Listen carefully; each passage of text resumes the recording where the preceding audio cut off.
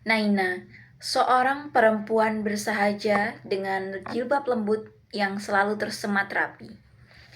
Guru pendidikan anak usia dini di sebuah desa kecil di pinggiran kota ini. Sosok guru yang menenangkan di tengah keriuhan, tawa dan tangis anak-anak. Semua mengenalnya sebagai sosok salihah. Lembut tutur katanya dan selalu mendidik dengan cinta. Tapi siapa sangka, di balik senyumnya yang meneduhkan, ada satu nama yang diam-diam bersarang di hatinya. Ryan. Seorang laki-laki cerdas, penyanyi di komunitas seni Islami, dan diam-diam juga seorang pengamat bahasa. Ryan pernah hadir sebagai pembicara tamu di kelas PAUD tempat Naina mengajar, membahas pentingnya fonologi dalam bahasa anak usia dini.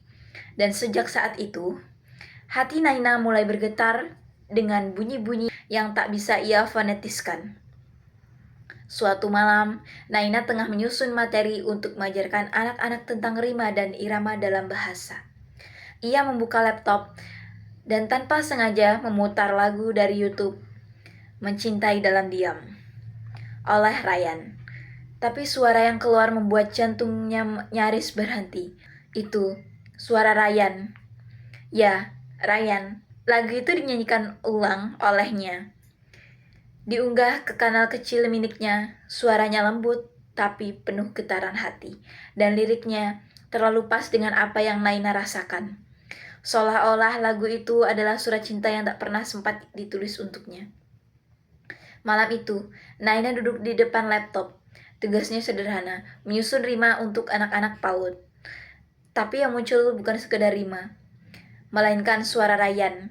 Suara yang membuat jantungnya bergetar, suara yang ia simpan dalam doa. Naina menutup mata, air mata jatuh saat memeluk Al-Quran. Mencintai dalam diam, seperti bulan mencintai malam. Tak terlihat, tapi selalu ada. Kupeluk namamu dalam doa. Cinta ini bagai silogisme sederhana. Jika doa adalah sebab, maka ridho Allah adalah akibat.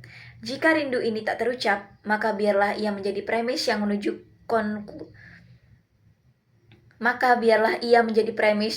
konklusi takdir. Malam yang hening dengan bulan yang indah. Tangan Naina yang tengah mengadah berdoa. Allah berfirman dalam Quran Surah An-Nur ayat 26. Perempuan-perempuan yang keji untuk laki-laki yang keji, dan laki-laki yang keji untuk perempuan-perempuan yang keji pula. Mereka yang baik itu bersih dari apa yang dituduhkan orang-orang. Bagi mereka, ampunan dan rezeki yang mulia. Quran Surah An-Nur ayat 26. Naina tersenyum dalam tangisnya. Ia tahu, mencintai dalam diam adalah caranya menjaga kesucian cinta. Agar Allah sendiri yang menuliskan takdir pertemuan. Jika takdir menulismu untukku, biarlah semesta jadi saksi bisu. Mencintai dalam diam ku jalani, hingga Allah sendiri yang merestui. Hati Naina berkata, mencintai dalam diam seperti bulan mencintai malam. Suara Ryan. Ya, Ryan. Lagu itu dinyanyikan ulang olehnya. Diunggah ke kanal kecil miliknya.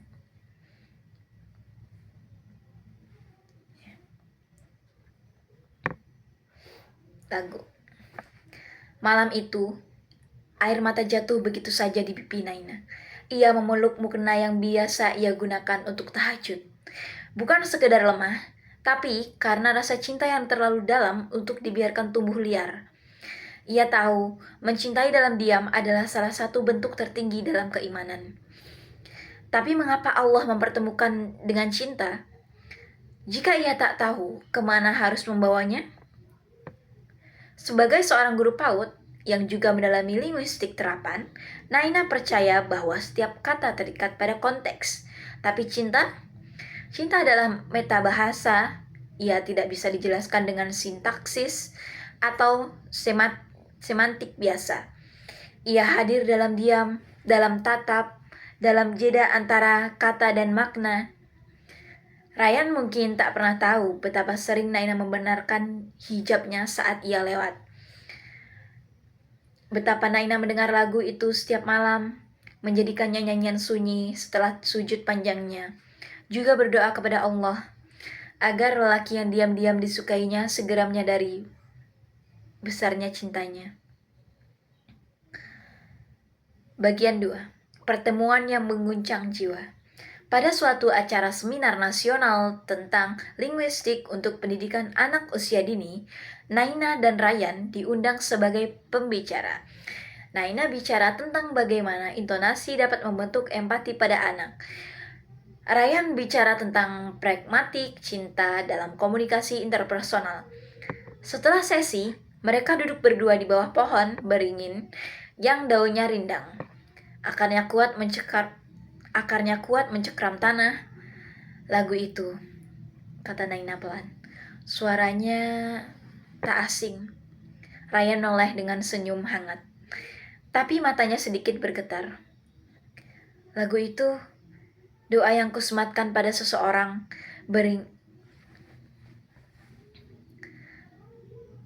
Lagu itu, doa yang kusematkan pada seseorang yang selalu menunduk saat menatapku. Naina meremas ujung jilbabnya, berusaha mengatur detak jantung yang makin tak karuan. Pohon beringin itu seakan menjadi saksi, sementara semilir angin sore menyapu wajah mereka. Doa untuk seseorang, Naina mengulang kata Ryan, seolah ingin memastikan telinganya tidak salah dengar. Ryan menatap lurus ke depan. Doa itu memang tak butuh mikrofon, Naina. Ryan menatap lurus ke depan. Doa itu memang tak butuh mikrofon, Naina. Ia hanya butuh hati yang ikhlas, tapi entah mengapa dalam lagu itu aku sembunyikan rinduku.